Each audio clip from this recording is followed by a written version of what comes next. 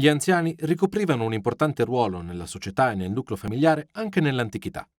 Era così per questa donna di circa 50 anni, appartenuta probabilmente ad un'alta classe sociale, della quale non si conoscono però nome e provenienza. La TAC ci mostra i segni dell'età avanzata, ma anche grande cura nel processo di imbalsamazione. Il corpo è avvolto in un sudario esterno e diversi strati di bende, talvolta tinti in rosso. Il cervello è ancora nella cavità cranica e nel corpo, eviscerato tramite un taglio sul lato sinistro dell'addome, sono presenti gli organi, avvolti in bende e posizionati nel petto, il cuore sopra la colonna vertebrale. Nella faringe, nel torace e nelle pelvi troviamo pacchetti di bende imbevuti di resine e cera d'api. In assenza di documentazione, non possiamo sapere con certezza la provenienza di questa mummia. L'analisi al radiocarbonio permette di datarla al terzo periodo intermedio, sotto la 22esima dinastia. Possiamo quindi supporre provenga dall'area tebana, come la maggior parte degli oggetti coevi presenti nella collezione torinese. All'epoca l'Egitto era frammentato in diversi regni, governati da faraoni di origine libica. Durante la 22esima dinastia la capitale fu Tanis, una città del delta, da dove questi faraoni controllarono l'Egitto solo per un periodo limitato, per poi perdere l'egemonia con l'affermarsi delle contemporanee 23esima e 24esima dinastie.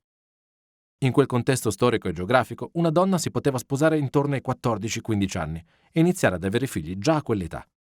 A 50 anni aveva dunque raggiunto la maturità, segnata da problemi fisici e dai capelli bianchi, che venivano anche colorati artificialmente come testimonial al ritrovamento di alcune ricette per tinture. Gli egizi usavano due termini per definire la persona anziana, Yahu e Tenni, entrambi con determinativo dell'individuo ingobbito che si appoggia al bastone. Un altro termine utilizzato era l'onomatopeico kech, il cui significato originale è tosse, usato per indicare questa comune afflizione degli anziani. L'età matura corrispondeva, per molti, alla cessazione dell'attività lavorativa.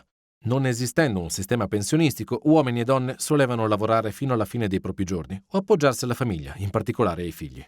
Avere prole era dunque garanzia di sostegno economico nella vecchiaia ed era così fondamentale che non erano infrequenti divorzi da consorti infertili, matrimoni con più donne oppure adozioni. Questo perché i figli permettevano anche la preservazione della memoria della persona dopo la morte, elemento fondamentale per la sopravvivenza nell'aldilà. Questi concetti sono ben espressi nell'iscrizione riportata su una stele eretta da Nechtefmut, risalente alla 22esima dinastia. Questa stele reca un'invocazione al dio Amon-Ra con la richiesta del padre di proteggere la figlia, i nipoti e tutti i beni e le proprietà che lui ha predisposto per lei, implorando il dio di non aumentare le pene della donna. Anche se l'aspettativa di vita era inferiore rispetto ad oggi, l'augurio frequente era di poter vivere la vita terrena fino a 110 anni, per poi proseguirla, in eterno, nel mondo dei morti e nella memoria dei cari e dei posteri. Lui, il disco solare, ti farà rimanere sulla terra per 110 anni.